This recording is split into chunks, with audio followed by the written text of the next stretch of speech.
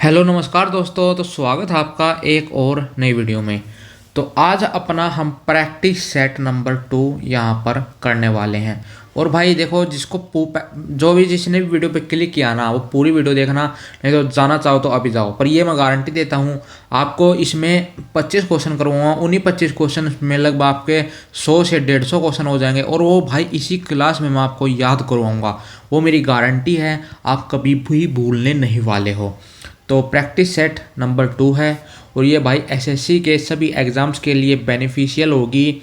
और रेलवे और one day exam, मतलब जिसमें भी जीके आती है ना, उसके लिए बहुत ज़्यादा इंपॉर्टेंट होने वाली है ये क्लास। इसमें हिंदी और इंग्लिश में दोनों आपको यहाँ पर क्वेश्चंस देखने को मिलेंगे। तो देखो, अगला है which of the following disease is a potential contender for world wide eradication. तो एक कौन सी हमारी ऐसी जो बीमारी है जो अभी लगभग पूरे वर्ल्ड में ख़त्म हो चुकी है। इसमें क्वेश्चन में हमसे ये पूछा गया है। अगर आप हिंदी में देखेंगे तो हिंदी में है, निम्नलिखित में से कौन सी बीमारी विश्वव्यापी उन्मूलन का संभावित दावेदार है। तो इसका जो राइट आंसर हो जाएगा वो हो जाएगा हमारा यहाँ पर पोलियो। पोलियो है वो लगभग समाप्ति के तौर पर गई हुई है। अगर वहीं पर देखें, देखो पोलियो ना हर एक देश में यहाँ पर ख़त्म हो चुकी है। अगर टीबी देखें तो वो भी अभी यहाँ पर बची हुई है काफ़ी सारे देशों में। मीजल्स देखें और मलेरिया देखें। अभी बात करते हैं हम मलेरिया की। हालांकि मलेरिया देखें तो मलेरिया और डेंगू बहुत ज़्यादा अभी भी देशों में बचे हुए हैं। तो मलेरिया और डेंगू दोनों ही हमारे जो फीमेल मॉस्किटो से होते हैं। तो मलेरिया होता है हमारा एनोफिलीज मॉस्किटो से, एनोफिलीज मॉस्किटो से, मॉस्किटो। और जो हमारा डेंगू होता है वो होता है एडीज मॉस्किटो से। ठीक है, अब मैं इसकी आपको ट्रिक भी यहाँ पर करवा देता हूँ। देखिए ट्रिक बेसिकली क्या होगी इसकी। देखो माल, माल अगर आपको बोले ना ये माल ले ले, माल ले ले, तो आपको कहना ए नो, ए नो, ए नो, मैं नहीं लेने वाला, ए नो। तो मलेरिया, माल, माल यहाँ पर MAL, ठीक है। और यहाँ पर डेन, डेन में जाओगे किसी के साथ तो एडीज हो जाएगा, एडीज हो जाएगा, एडीज हो जाएगा। तो डेन में किसी के साथ जाओगे तो एडीज हो जाएगा। तो ऐसे आप इसको याद कर सकते हो बड़ी आसानी से। मैंने ये आपको ये ट्रिक है वो करवा दी है। अगला हमारा क्वेश्चन है how many gold medals India वोन इन द ओलंपिक्स बिटवीन 1928 तो 1980। तो 1928 से लेकर 1980 तक इंडिया ने कितने गोल्ड मेडल यहाँ पर जीते हैं। तो इसका राइट आंसर 8 हमारा हो जाएगा। तो देखो इंडिया ने ना सभी के सभी यहाँ पर ज़्यादातर जो गोल्ड मेडल्स हैं वो यहाँ पर हॉकी में जीते हैं। तो इंडिया ने कौन सा जीता मैं आपको बताता हूँ। 1928 का जीता, 1932 का जीता, फिर 1936 और 40, 36, 40 और 44 तक हमारा विश्व युद्ध चला। 36, 1940 और 1944 ये यहाँ पर हमारा वर्ल्ड वॉर सेकंड चला था। तो इसमें हमारे कोई भी यहाँ पर ओलंपिक नहीं हुए हैं। उसके बाद देखें तो 1900 हमने 48 का जीता, फिर 1952 का जीता, फिर 1956 का जीता। हमने यहाँ पर लगातार ये जीते। फिर हमने 1964 का जीता, और फिर हमने एक 1970 का भी जीता है। तो यहाँ पर देखें तो 1, 2, 3, 4, 5, 6, 7 और एक हमने 1900, रुकिए वेट अ मिनट। अगर हम इसमें देखें तो देखिए ये हमारे ओलंपिक्स के मेडल आपको देखने को मिल रहे होंगे। 1928, 1932, अच्छा 1936 में हमारा बर्लिन में हो गया था। ये हिटलर था जो करवा के चला गया था। 1948, 1952, 1956, 1964, एक 1980, इनमें हमें लगातार गोल्ड मेडल देखने को मिले थे। अभी हम अगर ओलंपिक्स की बात करें तो ओलंपिक्स की जो शुरुआत हुई थी वो कहाँ से हुई थी। तो ओलंपिक्स की शुरुआत हुई थी 1896 में एथेंस में। एथेंस में हमारी यहाँ पर ओलंपिक की शुरुआत हुई थी। और ओलंपिक्स में महिलाओं का यहाँ पर जो पार्टिसिपेट है, फीमेल पार्टिसिपेशन, वो कब से शुरू हुआ था। फीमेल पार्टिसिपेशन वो कब से शुरू हुआ था, वो हमारा 1900 से ही हो गया था। अच्छा एक नॉर्मैन करके थे, नॉर्मैन करके ये एंग्लो इंडियन थे। एंग्लो इंडियन के क्या थे, मतलब पिताजी इनके जो अंग्रेज थे, माता इंडियन थी, तो एंग्लो इंडियन थे। इन्होंने 1900 में ही 2 सिल्वर मेडल जीत लिए थे। 2 सिल्वर मेडल इन्होंने यहाँ पर जीत लिए थे। एक तो इन्होंने जीता 200 मीटर स्प्रिंट में, 200 मीटर स्प्रिंट में जीता था। एक इन्होंने जीता था 200 मीटर हर्डल में, 200 मीटर हर्डल में जीता था। अगर हम यहाँ पर बात करें इंडिविजुअल जो हमारे मेडल आए हैं, तो देखो सबसे इंडिविजुअल का क्या मतलब है, एक आदमी ने, और ये हमारे जो हमें 1947 में स्वतंत्रता मिली थी उसके बाद किन किनों ने यहाँ पर मेडल जीते थे। तो देखो एक तो हमने 1952 में जीता, एक हमने 2004 में जीता, एक हमने 2008 में जीता। तो देखो यहाँ पर देखें तो 1952 में खासोबा जादव जी ने यहाँ पर ब्रॉन्ज मेडल जीता था, ब्रॉन्ज मेडल जीता था। अगर 2004 में देखें तो यहाँ पर राठौड़ रघुवंदर राठौड़ हैं, उन्होंने यहाँ पर सिल्वर मेडल जीता था, सिल्वर मेडल। और यहाँ पर 2008 में देखें तो Abhinav Bindra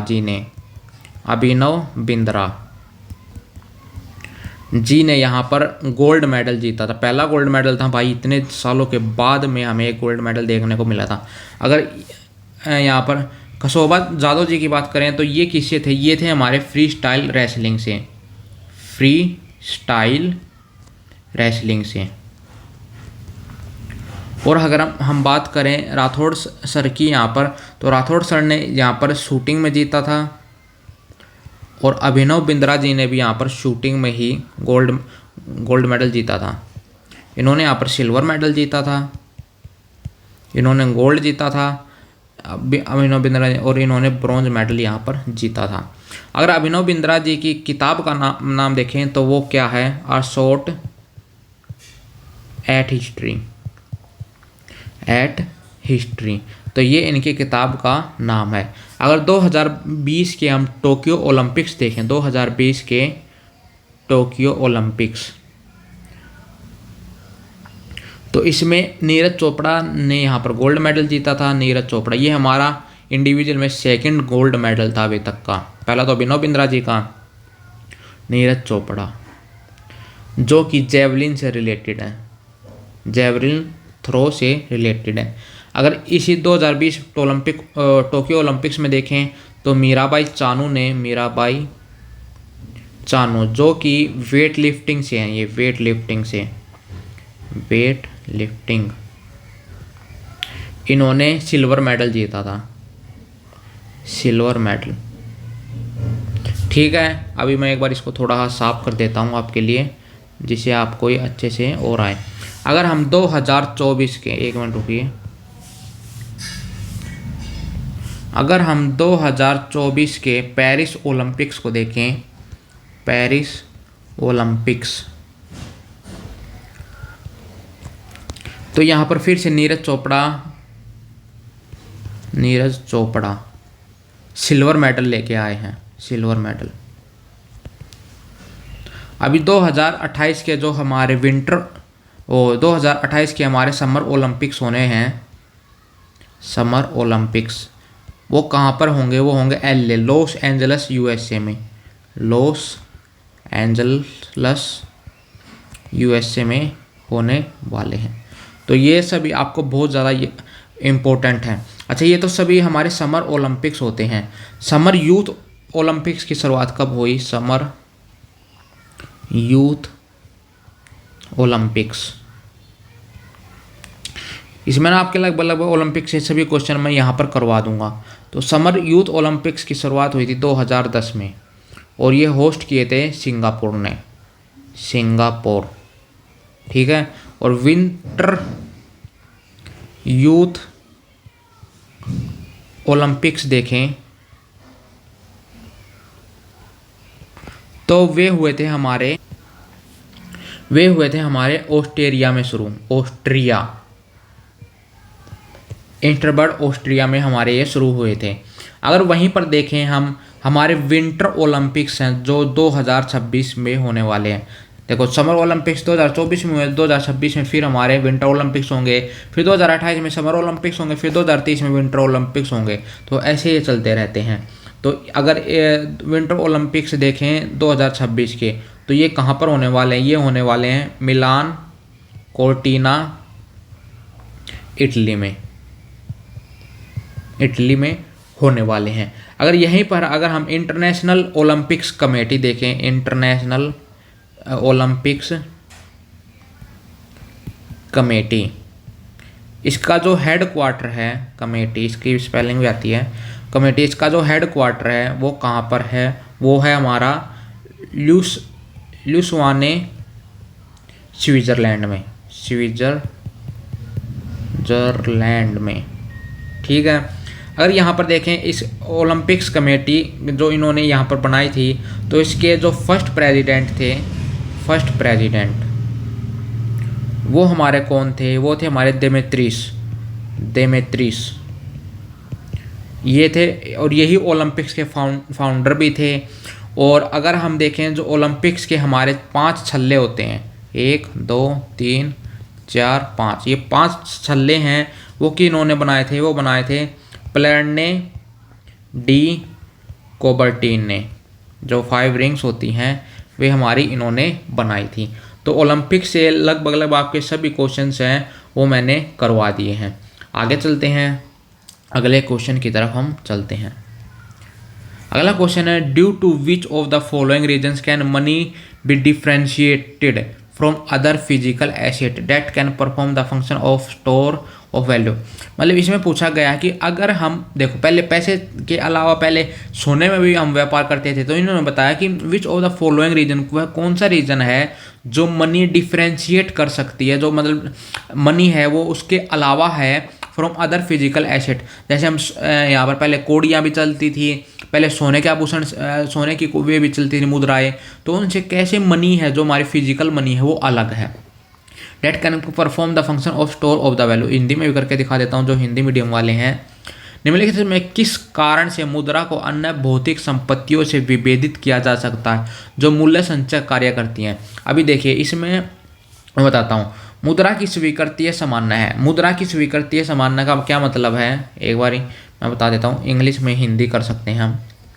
money has common acceptability है मनी की। तो देखो ये तो हमारी अगर सोने की अगर हम मुद्राएं चलाते थे तो उसकी भी एक्सेप्टेबिलिटी होती थी, सोने की मुद्राएं चलाएं, या हमारे पहले टाइम में कोड़ियाँ चलती थी, कोड़ियाँ, या हम अपना जो गेहूँ है उसके बदले भी सामान मिल जाता था, तो भाई वो तो उसको भी कर लेते। तो ये तो नहीं होने वाला। मनी पोसेसिज लिक्विडिटी, तो मनी पोसेसिज लिक्विडिटी नहीं, ये हम इन चीज़ों से भी कर सकते हैं, सोने की मुद्राओं से, कोड़ियों से, गेहूँ से। मनी इज न्यूट्रल, मतलब मनी का क्या है, मनी न्यूट्रल है। ये बात हमारी कुछ हद तक ठीक है कि मनी है वो हमारे न्यूट्रल है, पर money is easy to store, जो पैसा है ना हम उसको इजी टू स्टोर कर सकते हैं। अगर आपको वही मैं सोना दे दूं तो सोना हमें स्टोर करने में बहुत ज़्यादा प्रॉब्लम होगी, और भाई उसमें ईजी टू कैरी नहीं है। अगर मान लो आपको यहाँ से यहाँ जाना है, और पहले जाया करते जंगल आए थे तो लोग आपका सोना वगैरह लूट लिया करते थे, लेकिन अब मनी है, मनी को हम एक तो इलेक्ट्रॉनिक वे से, जैसे यूपीआई आ गई अब तो उसमें कोई प्रॉब्लम नहीं, आप कितने ही लाखों करोड़ों रुपए ले रहे हो बेशक से, तो आपको कोई लूट नहीं सकता। तो इसका राइट आंसर हो जाएगा money is easy to store. जो मनी है वो हम ईजी टू स्टोर कर सकते हैं, मतलब उसका जो संचय है वो हम बड़ी ही आसानी से कर सकते हैं। अगला हमारा क्वेश्चन है, English as the official language of India for higher education was incorporated in the resolution formulation by. तो जो इंग्लिश है, इंग्लिश की शुरुआत किसने की थी? हिंदी में मैं बता देता हूं। उच्च शिक्षा के लिए भारत की आधिकारिक भाषा के रूप में अंग्रेजी को डैश द्वारा संकल्प निर्माण में शामिल किया गया। तो ये हमारे किसके द्वारा किए गए थे? ये हमारे मैकाले द्वारा किए गए थे। और ये जो भाई सुधार आए थे ये लगभग कब आए थे? ये आए थे हमारे 1835 के आसपास आए थे। 1835 में इसने यहाँ पर इसको पास कर दिया था। अब आ जाते हैं हम डलहौजी पर। डलहौजी भाई यहाँ पर इसने क्या क्या ये काम करके गया है। डलहौजी पर हम आ जाते हैं। तो देखो डलहौजी का जो हमारा यहाँ पर कार्यकाल है, जो एक मिनट रुकिए, डलहौजी का हमारा कार्यकाल है वो है हमारा 1848 से लेके 1856 में। इसने 2-3 काम करवाए थे। एक तो इसने यहाँ पर फर्स्ट जो ट्रेन चलाई थी मालगाड़ी, उसी पैसेंजर ट्रेन नहीं थी, वो थी मालगाड़ी। और वो कहाँ से कहाँ तक चलाई थी, वो चलाई थी बॉम्बे, अरे मुंबई लिख रहा हूँ, बॉम्बे, मुंबई ही बॉम्बे, वैसे बॉम्बे टू थाने, थाने 34 किलोमीटर की यह ट्रेन चली थी। कब? 1853 में। एक इसने टेलीग्राफ जो लाइन है वो बिछवाई थी। एक इसने क्या किया था, एक हड़प की नीति लाए थे। हिंदी में हड़प की नीति बोलते हैं, इंग्लिश में बोलते हैं doctrine of lapse. Doctrine of lapse इसने यहाँ पर शुरू की थी। तो अभी मैं बताता हूँ इसने जो डॉक्ट्राइन ऑफ लैप्स के तहत कौन से चीज़ों को यहाँ पर कौन से शहरों को हड़पा था, और इनको भाई अरेंज करना भी बोलते हैं। मैं आपको ट्रिक से करवा दूंगा, आप बिल्कुल भी चिंता ना कीजिए। तो देखो डॉक्ट्राइन ऑफ लैप्स, एक बार मैं थोड़ा बता भी देता हूँ डॉक्ट्राइन ऑफ लैप्स का क्या मतलब है। मान लीजिए आप रह रहे हो दिल्ली में, तो ये अंग्रेज़ आएंगे दिल्ली में और ये कुछ ना कुछ करके कि भाई ये ना दिल्ली तुम्हारे अधिकार में नहीं है, दिल्ली मेरे अधिकार में है। जैसे झांसी में हुआ था रानी लक्ष्मीबाई जी के साथ, तो उनका जो बेटा था वो सौतेला था, तो उसके हिसाब से बोले नहीं नहीं ये तुम्हारा खून नहीं है और ऐसे वारिस नहीं हो सकता, इसको ना हम हड़प लेते हैं। तो ऐसे ही चला था। तो सबसे पहले इन्होंने 1848 में सितारा को यहाँ पर अपने अधीन किया था। सबसे पहले इन्होंने सितारा को किया था। फिर 1849 में संबलपुर एंड जैतपुर, संबलपुर और जैतपुर को यहाँ पर अपने अंडर में ले लिया था। फिर 1850 में देखें तो यहाँ पर इसने भगत को ले लिया था। फिर 1851 में कुछ भी नहीं किया इन्होंने। फिर 1852 में दोबारा से ये हड़प की नीति की और उदयपुर इन्होंने अपने अंडर में ले लिया। 1853 में देखें तो झांसी ले लिया, और 1854 में देखें तो इन्होंने नागपुर को अपने अंडर में लिया। मोस्ट इम्पोर्टेंट है, बहुत सारे उसमें हमें ये जो एग्ज़ाम्स है उसमें देखने को मिलता है। तो अभी आपको भाई आप पूछोगे कि हम इसको कैसे लर्न कर सकते हैं, तो मैं बताता हूँ। इसको आप बड़े ही आसानी से याद कर सकते हैं। देखो इसकी जो ट्रिक है वो है सितारा पर संभल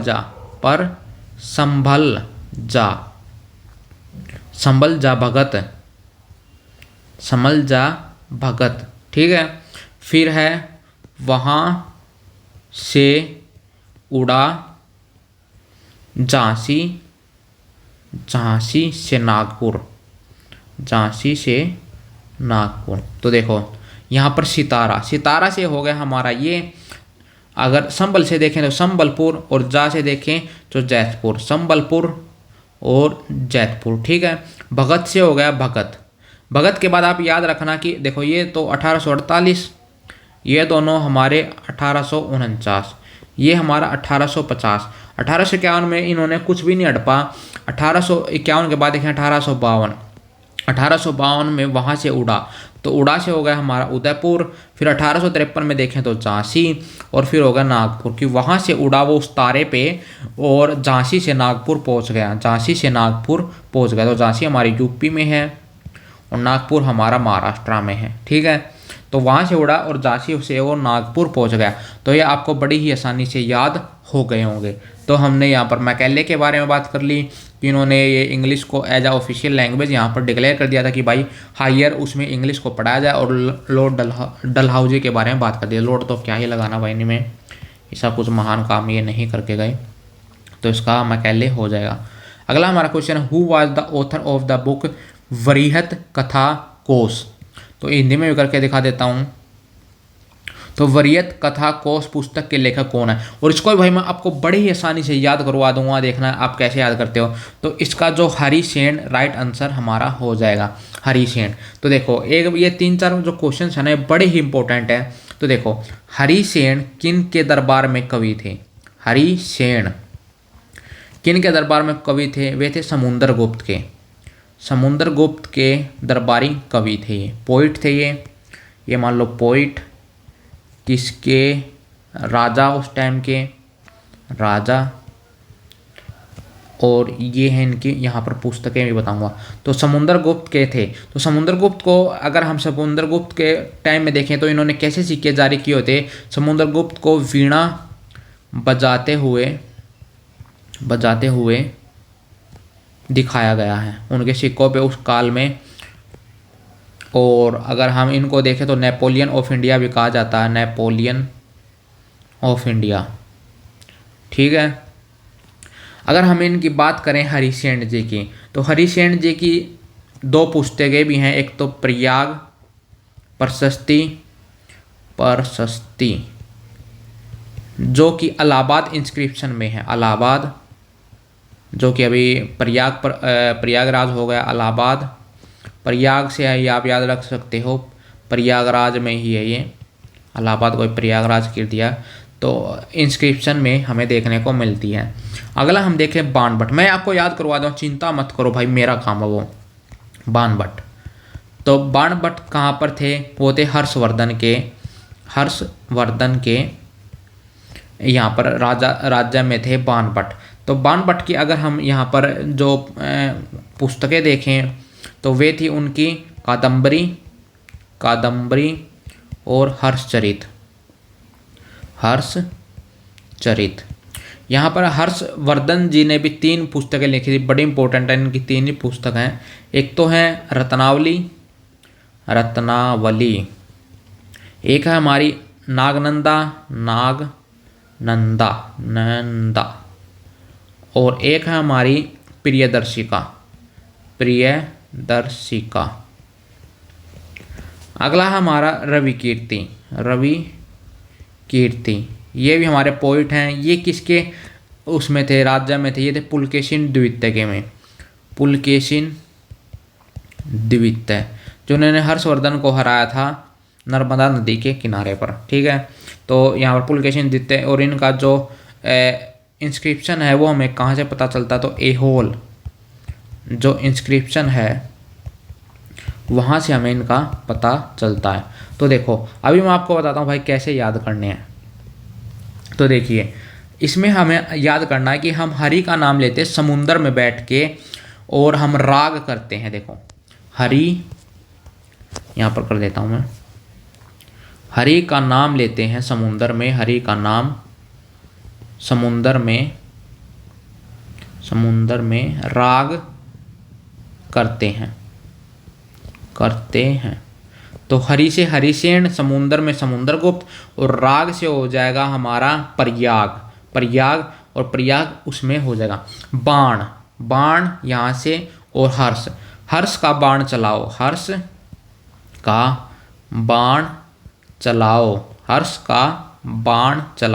तो यहाँ से आपको याद हो जाएगा कि हर्षवर्धन के जो कोटप्री थे वो थे हमारे बाणभट्ट, और इनकी जो देखो हर्षचरित, हर्ष थे तो हर्ष पकड़ लोगे, और कादम्बरी ये आपको याद करनी होगी। अगर हम रवि देखें तो रवि ना क्या कर रहा था, रवि ना पुल कर रहा था, किसी चीज़ को पुल कर रहा था, और वहाँ पर होल हो गया, कर रहा था आपको, और वहाँ होल हो गया। ये आपको याद हो चुकी हैं, आपको ऐसे लग रहा होगा कि याद नहीं है, अगर आप एग्जाम में बैठेंगे तो आपको बड़ी आसानी से याद हो गया। तो यहाँ से रवि कीर्ति, पुल के शिन, और होल यहाँ पर हो गया था। और अगर हम हर्षवर्धन की 3 किताबों का देखें तो देखो जो इसकी प्रिय है, देखो यार हर्षवर्धन की शादी वैसे नहीं की थी इन्होंने, पर मान लो इनकी कोई पत्नी थी तो उसका नाम था प्रिय। हम ऐसे वैसे ही बोल देते हैं भाई अपनी पत्नी को, या कोई अपनी महिला मित्र होती हैं तो प्रिय, हे प्रिय पहले बोलते थे ना। तो उनकी प्रिय है, उनके पास ना रत्नावली, रात को आई, और वहाँ अपना नाग निकल के आ गया, तो रत्नावली और नाग, तो उनकी कोई प्रिय है, उनके पास रात को आई है, और वहाँ पर क्या निकल गया, नाग निकल गया। तो नागनंदा, रत्नावली और प्रियदर्शिका आपको याद हो चुके हैं। तो ये है हमारा जो क्वेश्चन का आंसर था वो हरिसेन था।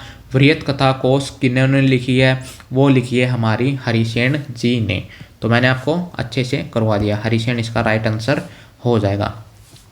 इनमें से कौन सा कारण नहीं है कि अंतिम वस्तु को ऐसा क्यों कहा जाए। तो देखो इंग्लिश में करके दिखा देता हूँ। Which of these is not the reason why final goods are called so. तो फाइनल गुड्स को हम फाइनल गुड्स क्यों बोलते हैं? They are meant for use, final use, बिल्कुल। जो फाइनल गुड्स होती है ना उनके आगे का मतलब क्या है, अब उनको ना हम आगे परिवर्तित नहीं करते। जैसे मान लो फाइनल गुड्स में मैं आपको एग्जांपल देता हूँ कि अंतिम वस्तुएं क्या होती हैं। जैसे आप पहले गेहूँ लाए, गेहूँ उगाए, उसके बाद आपने उनका आटा बनाया, आटा बनाया, आटे से मान लो आपने बिस्किट बना दिए, बिस्किट, बिस्किट से आपने मान लो केक बना दिया, तो केक हमारा यहाँ पर अंतिम वस्तु हो जाएगा। अगर मान लो हमने यहाँ पर गेहूँ से आटा बनाया और आटा को कंज्यूम कर लिया, खा लिया मतलब, तो यहाँ पर ये भी हमारा अंतिम वस्तु हो सकती है। या बिस्कुट ला के खा लिए, ये भी हमारी अंतिम वस्तु हो सकती है। या हमने गेहूँ ही प्रयोग कर लिए, कि गेहूँ सीधा प्रयोग कर लिए, जानवरों को दे दिए, तो यहाँ पर ये भी अंतिम वस्तु हो सकती है। तो जहाँ भी हम कहीं भी कोई भी है ना चरण में, जैसे होने को तो ये भी होगी, पर जहाँ भी हम इसको अंतिम प्रयोग करेंगे तो वही हमारी अंतिम वस्तु कहलाती है। They are meant for final use, बिल्कुल जो अंतिम वस्तु होती है वो हमारी फाइनल, जो हम अंतिम यूज करते हैं। They will not pass through any more stage of production, मतलब हमने जो मैं यहाँ पर मंती मान लिया ना, जैसे हमने आटा बना लिया, उसके बाद भाई हमने खा लिया आटा, उसके बाद हमने बिस्कुट नहीं बना, तो ये हमारे लिए यही अंतिम स्टेज हो गई। तो they will not pass through any more stage, अब इसके पास मैं नहीं पास करने वाला, तो यहाँ पर यही मेरे लिए अंतिम वस्तु हो जाएगी। दे आर नॉट प्रोसेस्ड और ट्रांसफॉर्म फर्दर, वही आगे कि इसको ना अब नहीं हम ट्रांसफॉर्म करेंगे, नहीं हम प्रोसेस करेंगे, हम यहीं पर ही आटे में ही रखेंगे, अब इसको नहीं, हम इसका रूपांतरण नहीं करने वाले हैं। They are the last to be consume, कोई ज़रूरी नहीं है कि हम अंतिम वस्तु है उसको लास्ट है वो कंज्यूम करें। मान लो हमने आटा बनाया, समझना, हमने आटा बनाया, हमारा नहीं मन कर रहा, अभी हम इसको यहाँ पर बिस्किट में तब्दील कर सकते हैं, तो बिस्किट में तब्दील कर देंगे, तो they are last to be consume, नहीं हो सकती ना। मान लो हमने गेहूँ बनाया, मेरे लिए तो अंतिम है और किसी के लिए तो अंतिम नहीं है ना, वो उसके आटा भी बना सकता है, बिस्किट भी बना सकता है, केक भी बना सकता है। अब केक के आगे तो मेरे को पता नहीं भाई क्या बनता है, तो यहाँ पर अंतिम वस्तु they are the last to be consume, नहीं ये नहीं हो सकता। इसका जो राइट आंसर है, नोट पूछा ना, तो इसका हमारा ऑप्शन नंबर 2 है, वो राइट आंसर हो जाएगा। अगला है which city is India is known as Detroit of India due to its automobile industry. तो देखो भारत के किस शहर को उसके ऑटोमोबाइल उद्योग के कारण डेट्रॉइट ऑफ इंडिया कहा जाता है? तो यहाँ पर देखो सबसे ज़्यादा ये क्या आगा, इसका राइट आंसर होगा चेन्नई, क्योंकि चेन्नई में ना बहुत सारी फैक्ट्रियाँ हैं जो ऑटोमोबाइल क्या होते हैं, हमारे व्हीकल होते हैं जो ऑटोमोबाइल, ये होते हैं जैसे कार, ट्रक, मोटरसाइकिल आदि। तो ये भाई सबसे ज़्यादा हमारे इंडिया में देखें तो चेन्नई में इसकी बहुत ज़्यादा बनाए जाते हैं, प्रोड्यूस किए जाते हैं, तो चेन्नई इसका राइट आंसर हो जाएगा। अगला है आरबीआई ने किस वर्ष माइक्रो फाइनेंस ऋण के लिए नियामक ढांचा प्रस्तुत किया था? तो यहाँ पर आरबीआई ने, इंग्लिश में कर देता हूँ, in which year did RBI introduce the regulatory framework for micro finance loan. Micro finance loan कौन से होते हैं? ये छोटे लोन्स होते हैं, छोटे लोन्स होते हैं जो ये कुछ समय के लिए दिए जाते हैं, कुछ समय के लिए होते हैं, और ये कब आरबीआई ने रेगुलेट किए थे? ये किए थे हमारे 2022 में, तो इसका जो राइट आंसर हो जाएगा वो हमारा 2022 हो जाएगा। अगला है, ये वैसे तो हमारा करंट का है उस समय का, पर भाई एसएससी पता है तुमको नशा करके बैठती है, ये भाई हो सकता है अभी भी आपके करंट अफेयर में आ जाए। Who among the following won the bronze medal, किसी ने कांस्य पदक जीता at the world under twenty wrestling championship 2022 which was held in Sofia Bulgaria. तो इनमें पूछ रहे किन्होंने कांस्य पदक जीता है जो वर्ल्ड का हुआ अंडर-20 रेसलिंग चैंपियनशिप 2022 में, जो कि हुआ था सोफिया बुल्गारिया में। तो इसमें भाई रोहित दहिया हैं, उन्होंने यहाँ पर ये जीता था। इतना इंपॉर्टेंट नहीं है पर कर लो, क्या पता भाई फिर से आ जाए। अगला है the provision for the post of vice president. जो वाइस प्रेसिडेंट का जो यहाँ पर पोस्ट है वो हमने कहाँ से लिया है? तो वो हमने लिया है यूएसए से। तो वाइस प्रेसिडेंट का है हमने यूएसए से लिया है। अगर वाइस प्रेसिडेंट देखें तो हमारे कौन से आर्टिकल में है वाइस प्रेसिडेंट? तो ये हमारे आर्टिकल हैं 63 से 70 से 70 तक हैं। अगर यहाँ पर आयरलैंड से देखें तो आयरलैंड से हमने क्या लिया है, तो आयरलैंड से हमने लिया है DPSP, directive principle of state policy, ये हमने लिए हैं और इसमें आर्टिकल 36 से 51 तक हैं। अभी मैं आपको वाइस प्रेसिडेंट के हैं, जो उपराष्ट्रपति के हैं, वो सभी के सभी आर्टिकल्स याद करवा देता हूँ। देखो 63, 64, 65, 66, 67, 68, 69, 70। इसकी जो ट्रिक है वो है उसका निकास शनि है। ठीक है, तो यहाँ पर अगर हम उसका में देखें, एक मिनट रुकिए, देखिए उ, यहाँ पर लिख देता हूँ उ से का, उ से का, ठीक है, नी का से, शनि से वाला और नी। ठीक है, ऊ से हो गया हमारा उप राष्ट्रपति, 64 से हो गया सभापति, ये जो हमारी राज्यसभा के पदेन सभापति होंगे। का से हो गया हमारा कार्य, नी से हो गया हमारा निर्वाचन, फिर का से हो गया हमारा कार्यकाल। ठीक है, उसके बाद हो गया हमारा से समय, कितने समय के लिए ये चुने गए हैं, 5 साल के लिए ये हमारे चुने जाते हैं। से हो गया हमारा शपथ, और निर्वाहन से, नी से हो गया निर्वाहन। ठीक है, तो ये आपको मैंने बता दिया है। ये है हमारा यहाँ पर का से कार्यकाल, ऐसे समय, कितने समय के लिए चुने जाते हैं, तो ये हमारा हो गया। अभी देखो का और का, आपको 2 जगह दिख रहा होगा, भाई मेरे को पता ना आप कहाँ पर फंसोगे, मैं पहले ही बता के रखता हूँ ना, का और का। तो देखो यहाँ पर कार्य है, कार्य, ये छोटा है ना, तो छोटा पहले आएगा, सॉरी, जैसे जैसे बड़ा होता जाएगा तो कार्य यहाँ पर छोटा, ये है कार्यकाल, तो का में याद रखना, पहले कार्य आएगा फिर कार्यकाल आएगा। तो ये हमारे वाइस प्रेसिडेंट की हैं वो ट्रिक्स से मैंने आपको करवा दी हैं।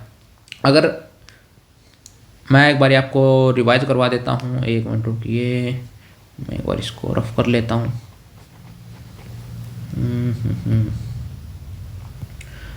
तो देखिए, अगर हम यहाँ पर देखें हमारे प्रेसिडेंट जो हमारे राष्ट्रपति हैं, उनका यहाँ पर क्या होगा, एक मिनट रुकिए, मैं इसको रफ कर लेता हूँ यहाँ पर। हाँ, अगर यहाँ पर प्रेसिडेंट की देखें, जो हमारे राष्ट्रपति हैं, उसकी मैंने ट्रिक आपको पहले भी करवाई है, मैं एक बार फिर से करवा देता हूँ। पकानी, कोका,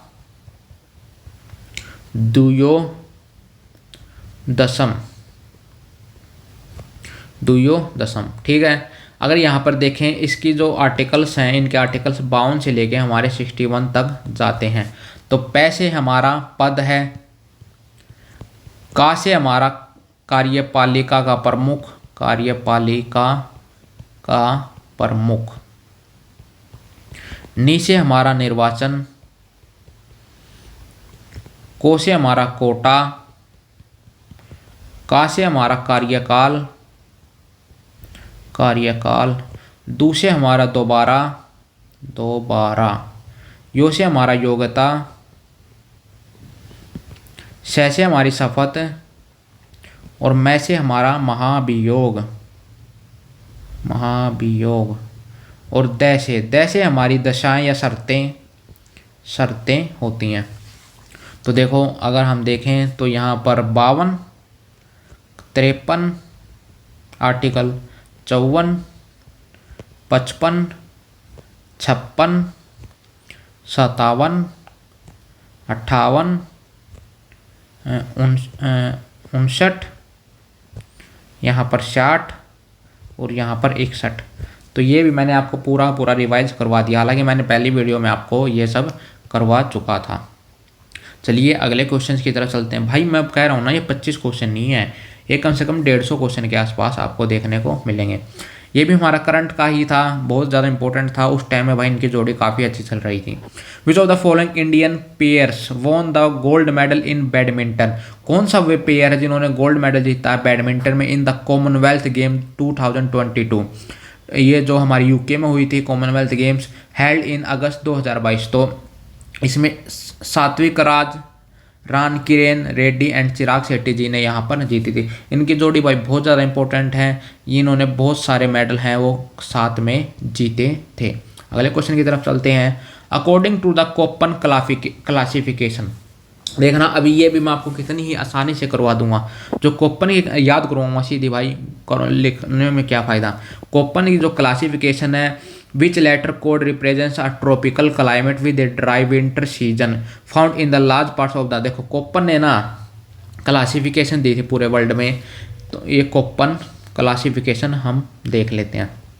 तो देखो आपको ना मैं याद करवाता हूँ, ए से कोपन ने क्या डिनोट किया था, ए से किया था ट्रॉपिकल, मैं आपको याद करवा दूंगा, चिंता मत करना। बी से हमारा क्या दिया था, ड्राई। सी से हमारा क्या दिया था, वार्म टेम्परेट। डी से हमारा क्या दिया था, कॉन्टिनेंटल। ई से हमारा क्या दिया था, आइस, या जहां पर बहुत ज़्यादा ठंडा को पोलर। और अगर हम एच से देखें तो हाईलैंड एरिया। फिर उन्होंने एफ से दिया था नो ड्राई सीजन। एम से दिया था मॉनसून क्लाइमेट।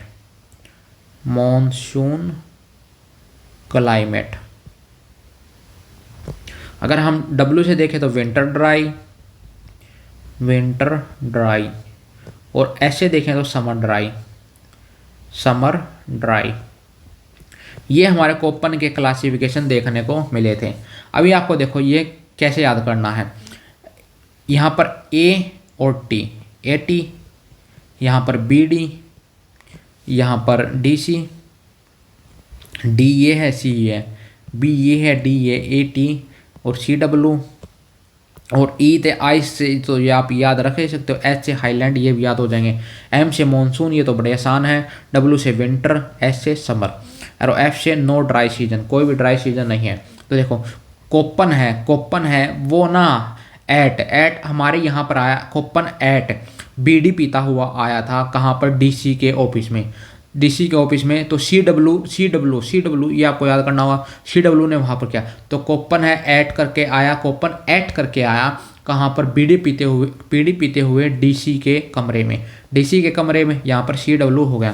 तो देखो अगर यहाँ पर हम देखें तो हमारे से क्या पूछा, ट्रॉपिकल, टी से याद हो जाएगा एट, ए टी, ए आ गया हमारा, ट्रॉपिकल है ना, ट्रॉपिकल के लिए हमारा क्या था, ए था। और अगर हम देखें ड्राई विंटर डब्ल्यू ही हो जाएगा विंटर के लिए, तो ड्राई विंटर। और ड्राई समर के लिए एस हो जाएगा, एक मिनट रुकिए, एस हो जाएगा। तो हमारा जो राइट आंसर हो जाएगा ए डब्ल्यू यहाँ पर हो जाएगा। ए से हमारा ट्रॉपिकल, डब्ल्यू से हमारा विंटर ड्राई हो जाएगा। तो इन्होंने ये पूछा tropical climate with dry winter season. तो मैंने भाई आपको कितने ही आसानी से याद करवा दिए, तो इसका राइट आंसर हो जाएगा वो ए डब्ल्यू हो जाएगा। अगला है, ये हमारा करंट का ही है, आप इसको एक बार पढ़ लीजिए, इतनी देर में मैं एक बार रफ कर लेता हूँ। ये हमारा स्कीम से क्वेश्चन है कि in 2022 chief minister M K Stalin introduce the Pudhumai Penn modern woman Pudhumai Penn programme under which all female students enrolled in government school from class 6 through class 12 will receive dash each month और to pursue higher education. तो देखो जो chief minister हैं ये M K Stalin जी कहाँ के chief minister हैं, ये हैं तमिलनाडु के चीफ मिनिस्टर।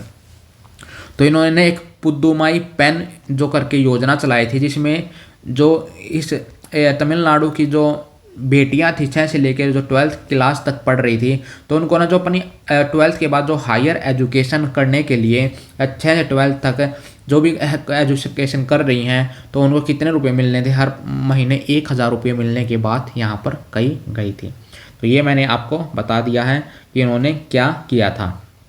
अगला है which of the following is a traditional dance form of Sri Lanka. जो ट्रेडिशनल डांस है, देखो बिहू है, बिहू कहाँ की है, मैंने आपको बताया था ये है असम का, असम की है बिहू। कथक है हमारा यूपी से, भरतनाट्यम है हमारा तमिलनाडु से, और काद्यान डांस है इसका जो राइट आंसर हो जाएगा। श्रीलंका से कौन सा डांस रिलेट करता है, तो हमारा काद्यान डांस है वो रिलेट करता है, तो काद्यान को याद आप कर सकते हो।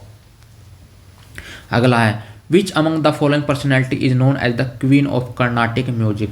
तो ये मैंने आपको पिछले उसमें भी करवाया था, queen of the Carnatic music हम किनको कहते हैं। तो queen of the Carnatic music है वो है हमारी MS सुब्बुलक्ष्मी। MS सुब्बुलक्ष्मी मैं एक बार रिवाइज करूँगा भाई, क्योंकि मैंने पहले वीडियो में करवा दिया था। तो इनको भारत रत्न कब मिला था, 1999 में, 1998 में मिला था। सबसे पहले भारत रत्न पाने वाली ये महिला बनी थी कि इसमें ये डांस से रिलेटेड या म्यूजिक से रिलेटेड में बनी थी। 1999 में किनको मिला था, रविशंकर जी को मिला था, रविशंकर जी को मिला था। तो 2001 में यहाँ पर बिस्मिल्लाह खान जी को मिला था, बिस्मिल्लाह खान जी को मिला था। और 2001 में ही हमारा लता मंगेशकर जी को मिला था, लता मंगेशकर जी को भी मिला था, ये मैंने आपको करवा दिया था। तो लता मंगेशकर को ही जी को ही हम नाइट एंगल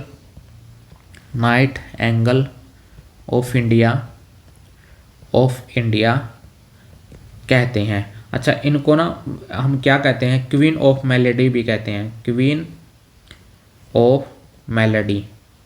मेलेडी का मतलब मीठा, तो मीठा का भी हमें इनको कहते हैं। अगर वो एक और इनको उपाधि दी गई थी, वो थी वॉइस ऑफ द मिलेनियम कहा गया है। अच्छा, queen of the Carnatic music तो ये है। अगर हम king of the Carnatic music देखें, king of the Carnatic music देखें तो वो कौन है, वो हमारे पुरंदर दास जी। अगर बिस्मिल्लाह खां हैं वो किससे रिलेटेड हैं, वो हैं शहनाई से रिलेटेड, शहनाई में हमारे कितने होल होते हैं, 7 होल होते हैं। और इसको एक मंगल वाद्य भी बोलते हैं, क्योंकि ये शादी उसमें होते हैं तो मंगल कार्य में होता है। और इन्होंने बिस्मिल्लाह खान ने जब हमारा देश आज़ाद हुआ था 1947 में, तो इन्होंने जो हमारा रेड फोर्ट है दिल्ली में, रेड फोर्ट, तो उसमें इन्होंने शहनाई भी बजाई थी। तो ये मैंने आपको बता दिया है, बड़ा ही लता मंगेशकर जी को भी बता दिया। और लता मंगेशकर कहाँ से हैं, ये हमारी मध्य प्रदेश में है। और 2001 में भी इन्हें भी भारत रत्न से सम्मानित किया गया था। अगले क्वेश्चन की तरफ चलते हैं। अगला क्वेश्चन है which of the following statement best describe the characteristics of a crystalline solid. देखिए मैं हिंदी में करके दिखा देता हूँ। निम्नलिखित में कौन सा कथन है क्रिस्टलिन ठोस की विशेषता का सर्वोत्तम वर्णन करता है।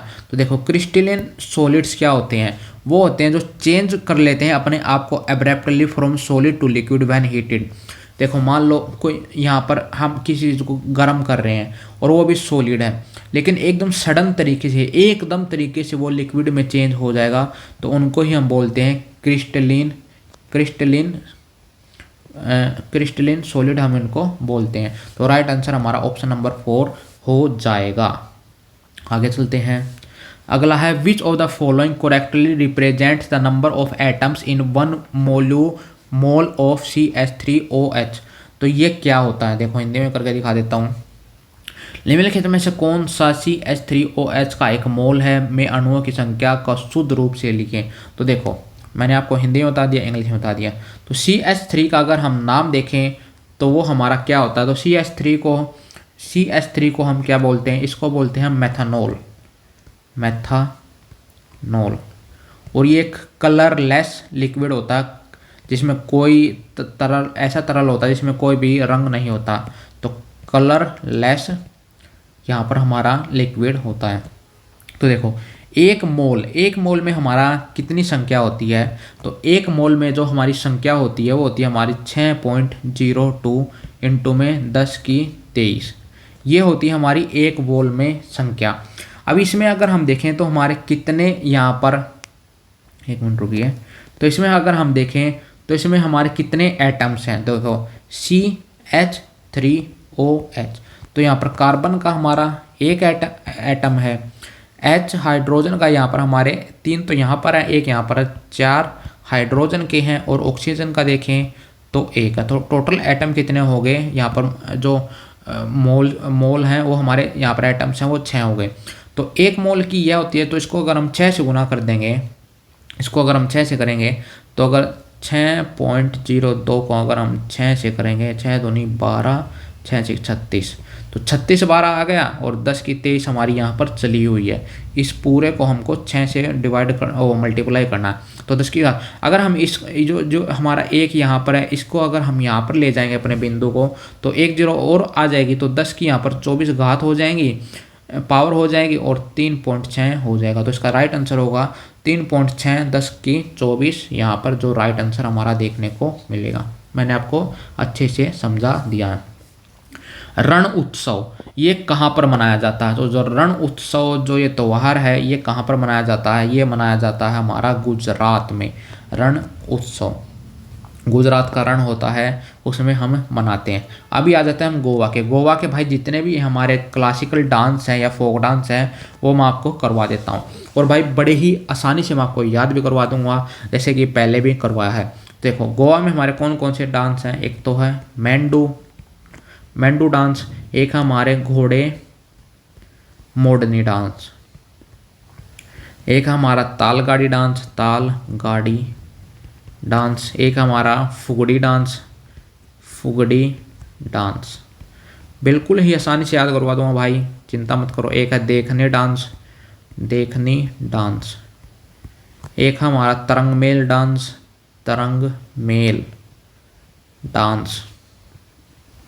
एक हमारा धालो डांस, एक हमारा गोफ डांस, एक हमारा सावजाओ डांस, एक हमारा रोमत डांस, और एक हमारा जागोर डांस। तो ये हमारे डांसेज हैं। तो देखो जो हमारा ये रोमत डांस है ना, ये इसको एक थैंक गिविंग डांस भी है, एक थैंक गिविंग डांस भी है। इसको हम जो रोमत डांस है या थैंक यू डांस है, इसको हम ना सिग्माओ फेस्टिवल में करते हैं। सिग्माओ फेस्टिवल में मनाया जाता है। तो देखो अभी हम ना ट्रिक पे चलते हैं कि हमारी इसकी ट्रिक क्या होने वाली है। देखो ट्रिक, गोवा का पता ही है। तो गोवा में मैन है, मैं हिंदी में लिख देता हूँ। गोवा में मैन है, वो वहाँ मैन हैं, जब वे बातें करते हैं तो उनमें ना तरंगे उठती हैं। तो जो गोवा में मैन है उनमें ना तरंग उठती हैं, तरंग उठती हैं। गोवा का नाम लेते हैं, आपको पता तरंग किस लिए उठती हैं? तो तरंग उठती हैं, आती हैं। वो वहाँ जो मैन है वो वहाँ पर क्या करेगा? मैन वो वहाँ घोड़े चलाएगा, घोड़े से घोड़े मोड़नी, गाड़ी चलाएगा, गाड़ी, और फुगड़ी चलाएगा, फुगड़ी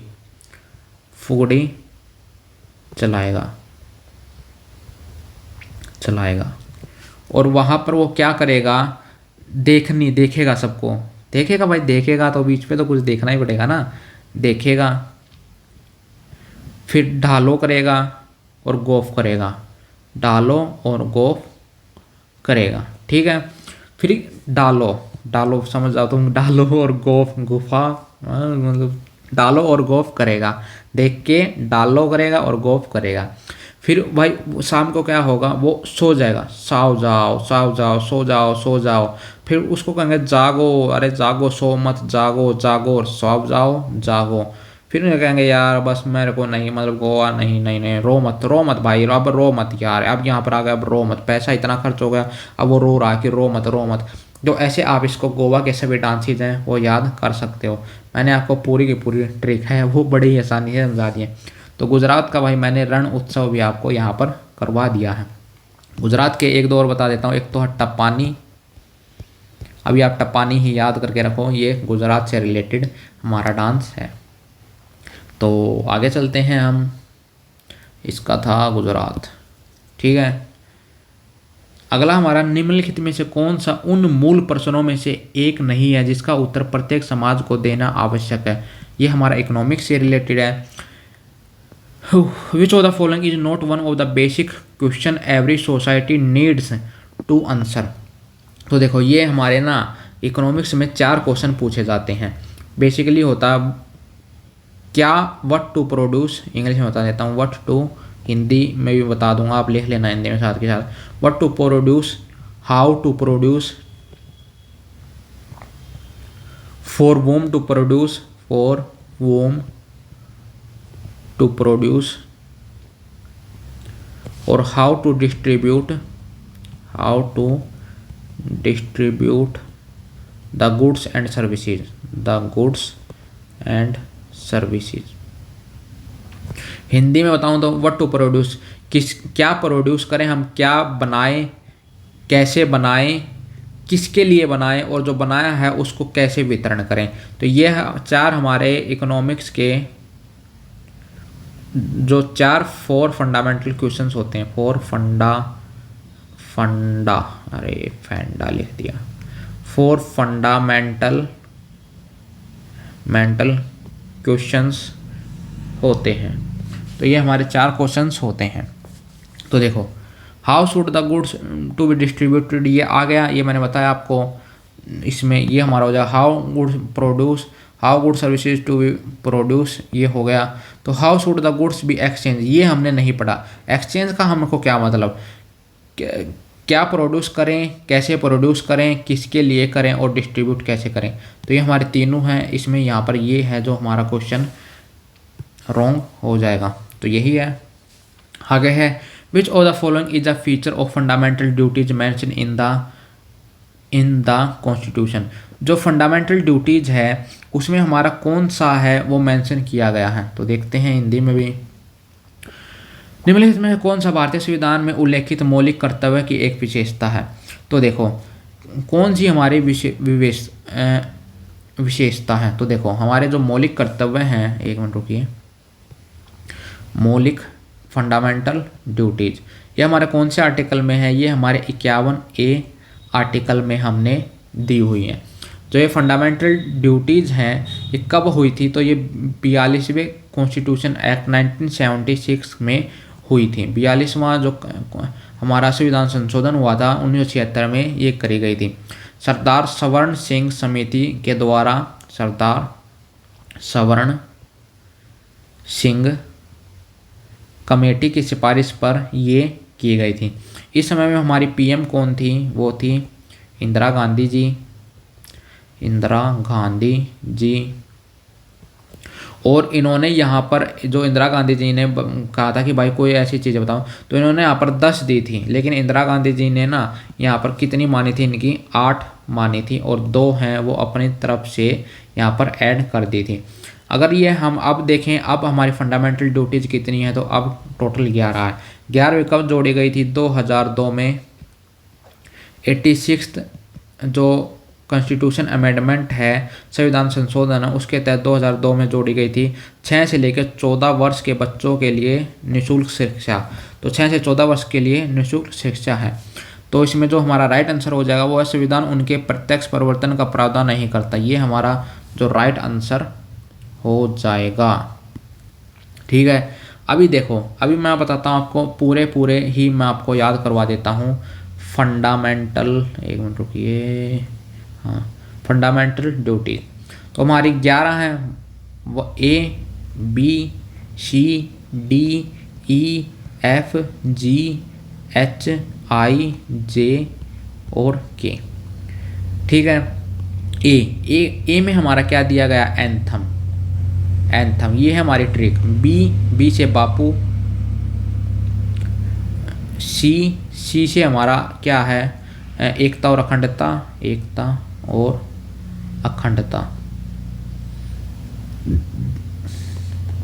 डी से डिफेंस, मैं आपको पूरा समझाऊंगा, चिंता ना करो। ई से भाई, फ्रेटर्निटी या भाईचारा। एफ से हमारा कल्चर या संस्कृति। संस्कृति। जी, जी से हमारा ग्रीनरी। एच, एच से हमारा है साइंटिफिक सोच, scientific thought. I, I no violence, violence. जे, जे से तरक्की करो, देश को आगे बढ़ाओ, देश को आगे बढ़ाओ। और के में है, मैंने जैसा कि बताया 6 से 14 वर्ष के लिए निःशुल्क शिक्षा, 6 से 14 के लिए निःशुल्क शिक्षा। तो देखो ए में हमारा क्या दिया हुआ, अभी मैं आपको बताता हूँ। ए में दिया हुआ हमें अपने देश के राष्ट्रीय जो गान है उसकी हमें आदर करना चाहिए, हमें अपने तिरंगे का आदर करना चाहिए। तो ए से पकड़ सकते हो एंथम, ठीक है। बी से आप बापू, जो हमारे जो स्वतंत्रता सेनानी थे उनके जो विचार थे उनके हमको रिस्पेक्ट करनी चाहिए। तो बी से बापू, ऐसे बापू से याद रख सकते हो आप, जैसे हमारे गांधी हो गए थे, महात्मा जी गांधी, और यहाँ पर भगत सिंह, सुखदेव, राजगुरु, सुभाष चंद्र बोस। तो इनके जितने भी आदर्श हैं उनका हमें आदर करना चाहिए। सी को हम 3 भी लिख सकते हैं। तो एकता और अखंडता, एकता, अखंडता और प्रभुता हमें अपने देश की बनाए रखनी होगी। डी से हो गया हमारा डिफेंस, डी से हमारा क्या होगा डिफेंस। अगर हमारी कभी भी सरकार को ज़रूरत पड़ती है, हमारे देश को ज़रूरत पड़ती है, तो हम अपने तन मन धन से अपने देश की रक्षा करेंगे, तो डिफेंस में जाने के लिए तैयार हो जाएंगे। ई देखो, ई हमारे उंगली, हाथ में कितनी उंगलियां होती हैं? 5, 1 2 3 4 5। तो हमें ना पांचों बन के एक मुट्ठी की तरह रहना होगा। तो भाईचारा, ई 5, यहाँ पर 5 फ्रेटर्निटी, भाईचारे की तरह रहना होगा। 6 हमें अपने कल्चर्स की है वो रिस्पेक्ट करने होगी। तो अगर आप 6th क्लास में जाओगे तो आप वहीं से ही संस्कृत पढ़ना शुरू करते हो। 6th में आप मान लो संस्कृत पढ़ना शुरू करते हो, तो 6th कल्चर संस्कृति। जी से ग्रीनरी, जी से ग्रीनरी। तो भाई हमें अपने जो पेड़ पौधे हैं उनकी रक्षा करनी चाहिए, हमें उनको बेफिजूल में काटना नहीं चाहिए, ग्रीनरी बढ़ानी चाहिए।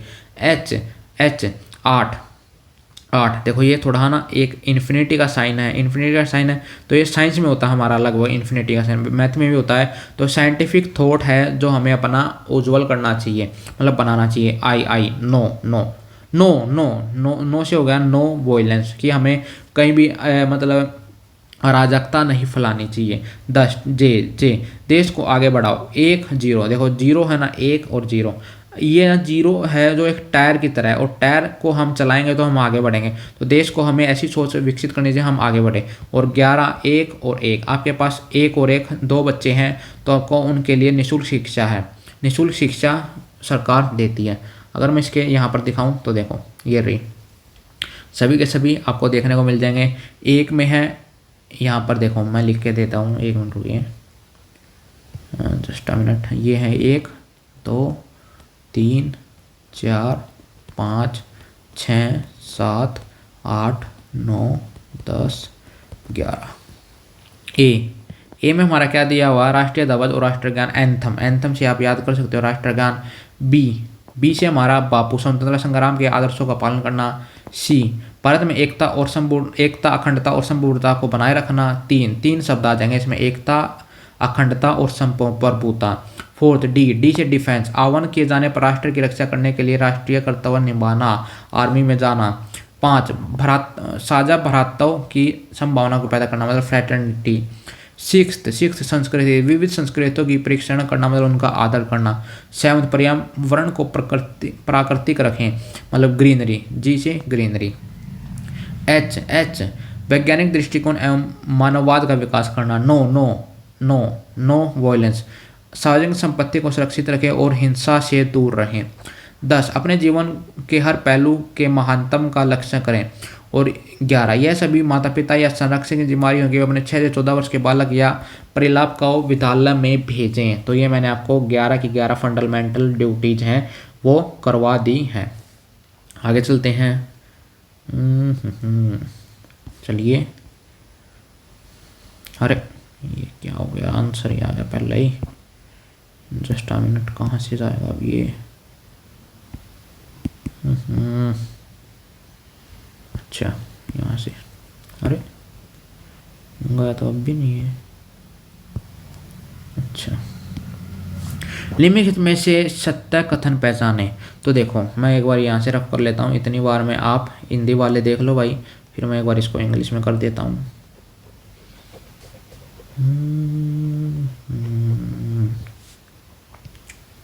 English identify the true statement. तो इसमें ट्रू स्टेटमेंट देखनी है। Income tax is indirect tax नहीं, डायरेक्ट टैक्स है ये आपके ना, ये डायरेक्ट टैक्स होता है। ये सीधा भाई जो इनकम कमाते हैं उनको कुछ करने की जरूरत नहीं हो, उनके ना अपना आप डायरेक्ट टैक्स लग जाता है। जीएसटी, जीएसटी कौन सा, ये डायरेक्ट टैक्स नहीं, ये इनडायरेक्ट टैक्स है। मान लो आप बिस्कुट लेने गए, बिस्कुट पे आप डायरेक्ट टैक्स थोड़ी ना देखे जाते, उसमें इनडायरेक्ट तरीके से जुड़ा रहता है। 5 रुपये का बिस्कुट है, वो आ तो 3 का रहा है, 2 मान लो उसमें टैक्स होगा, तो वो एक इनडायरेक्ट टैक्स है। Borrowing from the public is a revenue receipt नहीं, बोरोइंग फ्रॉम द पब्लिक, जो पब्लिक से आप उधार लेते हो वो हमारा एक एक्सटर्नल डेप्ट होता है, रिवेन्यू रिसिप्ट नहीं होती, वो हमारा ना एक एक्सटर्नल डेप्ट होता, वो हमारा एक बाहरी ऋण होता है हिंदी में देखें तो। Fees and fines are collected is a non tax receipt, बिल्कुल जो भी सरकार है या कोई भी संस्था जो फीस और फाइन है वो उसको कलेक्ट करती है, एक नॉन टैक्स रिसिप्ट है। रिसिप्ट का क्या मतलब है, वो हमारी एक आय है, नॉन टैक्स आय है। मान लो अगर आप जैसे स्कूल में लेट जाया करते थे तो मैम ना आप पे फाइन लगा देती थी, फाइन, तो ना एक अतिरिक्त कमाई थी, तो एक वो नॉन टैक्स रिसिप्ट के तौर पर आप ऐसा इसको देख सकते हो। आगे चलते हैं। The one dance UK life time achievement award 2018 in South Asian dance was given to. तो देखो ये 2021 का भाई करंट है, इतना इंपॉर्टेंट नहीं है, फिर भी मैं आपको समझा देता हूँ। तो जो ये one dance UK life time achievement award है साउथ एशियन डांस का, किसने जीता था, वो जीता था हमारा स्मिता वडनेरकर ने, ठीक है। अगला, which of the following is a folk dance from the Gujarat. तो भाई ये मैंने आपको बताया था जो फोक डांस है गुजरात का वो कौन सा है, तो मैंने आपको वैसे ही बता दिया था पीछे। तो ये टप्पानी है, ये हमारा फोक गुजरात का ही फोक डांस है। अगर धिमसा, धिमसा ये कहाँ का है, ये हमारा आंध्र प्रदेश का, आंध्र प्रदेश का। आंध्र प्रदेश को आप कैसे याद करते हो, अंधा, अंधा, अंधा, अंधा आदमी होगा ना भाई, मैं रिस्पेक्ट से बोल रहा हूँ, ये एक ट्रिक है, कोई भी दिल पे मत लेना। वो धीमा सा चलेगा, वो धीमा धीमा चलेगा, धीमा सा, धीमा सा, तो अंधा आदमी है वो धीमा सा चलेगा। और ये जो फाग, एक मिनट रुकिए मैं पेन का कलर चेंज कर लेता हूँ। ये जो फाग और ये धमाल, ये दोनों ही हमारे कहाँ के हैं, ये हैं हमारे हरियाणा के। हरियाणा के मैं और भी बता देता हूँ, एक तो सांग डांस, सांग डांस, और ये शुरू किसने किया था, ये शुरू किया था हमारा कृष्ण लाल भाट जी ने, भाट जी ने किया था। कब किया था, 1750 में शुरू किया था, किया था। धमाल और फाग मैंने आपको बता दिए। अब है अगला है हमारा छठी डांस। देखो ये सांग डांस क्या होता है ना, जैसे पहले गांव में क्या होता था, मैं वैसे हरियाणा से हूँ तो आपको बता सकता हूँ ये सभी डांस। तो ये सांग क्या होता है, जैसे रात को ना कई बारी मनोरंजन होते थे, जो छोटा छोटा ये डांसेज होते थे, तो इनको ना सांग कहते थे, पूरी रात चलते थे। इसमें लेडीज़ भी नाचती हैं, इंसान भी नाचते हैं, रागनियाँ भी चलती हैं। जो हमारे यहाँ पर फोक म्यूजिक हरियाणा का वो रागनी है, तो यहाँ पर ये सांग होता है। छठी डांस, जब किसी के घर में बच्चा पैदा होता है ना, और जो 6 दिन हो जाते हैं उसको, तो ये छठी का डांस किया जाता है। अगला हमारा खोरिया डांस, खोरिया डांस, ये कब किया जाता है, खोरिया, खोरिया होता है जब दूल्हा ना उस पर घोड़ी पे बैठता है ना, तो अपनी जो दुल्हन को लेने जाता है, तो जब वो बारात लेके चले जाते हैं ना, तो जो घर में औरतें बचती हैं तो वो खोरिया डांस करती हैं। एक है ढाफ डांस, ढाफ डांस, ये ढाप ना एक बजाने की चीज़ होती है, तो उससे ही रिलेटेड है ये ढाप डांस। एक है झूमर डांस, झूमर, ये भाई बहुत जगह मिलेगा आपको, झूमेर, घूमर, झूमर। ये तो झूमर तो भाई अगर आपको हरियाणा दिखे तो इसको सीधा ही मार देना। एक गुग्गा डांस, गुग्गा डांस, ये ना एक गुग्गा नौमी का त्यौहार होता है, यहाँ पर माता रानी को हम गुग्गा नौमी होती है तो गुग्गा डांस वहाँ पर किया जाता है। एक है लूर डांस, लूर डांस, इसको आप याद कर सकते हो। जो भाई राजस्थान या हरियाणा या पंजाब या यूपी में तो लू चलती है, गर्मी में लू चलती है, तो लूर डांस ऐसे याद कर सकते हो। एक है रतवाई डांस, रतवाई डांस। तो सांग देखते हैं कब देखते हैं, रात को, तो ऐसे याद कर सकते हो रतवाई डांस है। और ये रतवाई डांस क्या होता है, इसको करते हैं मेवाती कम्युनिटी है, मेवात के रहने वाले जो हरियाणा में मेवाती कम्युनिटी है वो इसको करती है। और हाँ, जो ये झूमर डांस है ना, ये रहा झूमर डांस, इसको हम क्या कहते हैं आल्सो, ये इसको हम एक और तरीके उसके जानते हैं, इसको जानते हैं हम हरियाणवी गिद्दा, हरियाणवी गिद्दा। गिद्दा वैसे कहाँ का है, वो है पंजाब का, पंजाब, पंजाब का। और ये जो झूमर डांस है ना, उसको हम हरियाणवी गिद्दा भी यहाँ पर कह सकते हैं। तो हरियाणा के डांस मैंने आपको लगभग करवा दिए हैं, गोवा के करवा दिए फोक डांस, और हरियाणा के करवा दिए हैं। और साइड में आपको सभी के सभी डांसेज हैं या जो भी हैं वो मैं आपको करवाता चलूँगा। अगले क्वेश्चन की तरफ चलते हैं। The Jog falls, one of the highest waterfall in India, is the cataract of which river. तो ये जो जोग डांस है वो कौन सी नदी पे है, तो जोग डांस है वो हमारा शरावती नदी में। ये जोग फॉल्स हैं वो कहाँ पर पड़ते हैं, ये पड़ते हैं हमारे कर्नाटका में, कर्नाटका में पड़ते हैं शरावती नदी में। और देखो हमारे जो इंडिया है ये इस साइड है, ये तो हमारे वेस्टर्न घाट, ये है हमारे ईस्टर्न घाट। तो यहाँ वेस्टर्न घाट कर्नाटका हमारा यहाँ पर है। तो यहाँ से निकलते हैं हमारे ये कर्नाटका से वेस्टर्न घाट से नदियाँ निकलती हैं, और ये फिर यहाँ पर ये जोग फॉल्स बनाते हुए और अरब सागर में हमारी गिर जाती है। तो ये अरब सागर में गिरती है। और ये जोग फॉल को ना हम एक और अलग नाम से जानते हैं, वो है जैरोसोपा फॉल, जैरोसोफा फॉल के नाम से भी जानते हैं। अभी देखो अब आपको बताता हूँ मैं इसको आप कैसे याद कर सकते हो। जोगिंग के लिए जब जाते हो आप, जोगिंग के लिए जाते हो तो आप नाटक करते हो, कर्नाटक से नाटक पकड़ लो, नाटक करते हो, कर्नाटक, कर्नाटक, नाटक। तो आप नाटक करते हो, जोगिंग करने के लिए आप कर्नाटक करते हो।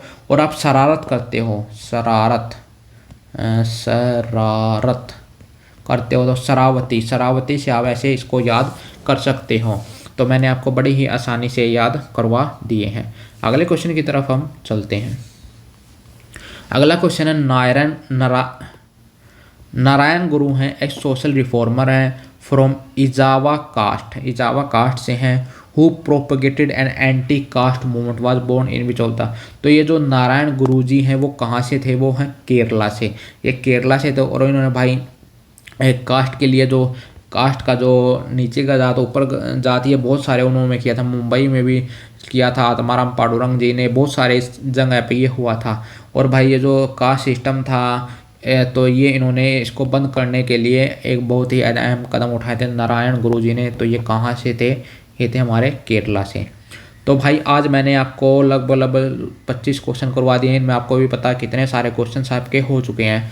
तो आप अपना स्कोर बताना और भाई बताना कि मैं इसमें क्या इम्प्रूवमेंट कर सकता हूँ, इम्प्रूवमेंट कर सकता हूँ। तो मिलते हैं कल फिर से एक और नई वीडियो के साथ, तब तक के लिए जय हिंद, जय भारत।